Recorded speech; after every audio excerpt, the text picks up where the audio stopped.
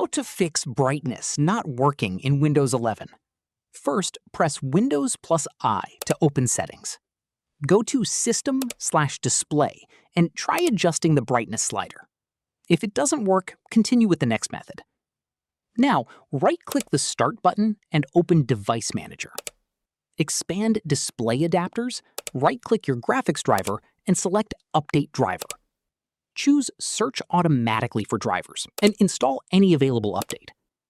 If the brightness option is still missing or not working, check Windows Update and install all available updates. Microsoft recommends keeping your display driver updated when brightness controls aren't working. Next, restart your computer and check the brightness slider again.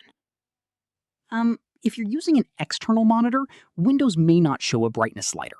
In that case, use the physical buttons or controls on the monitor itself. That's how you can fix brightness not changing or working in Windows 11. If this video helped you, please like and share it. And don't forget to subscribe for more helpful Windows tutorials.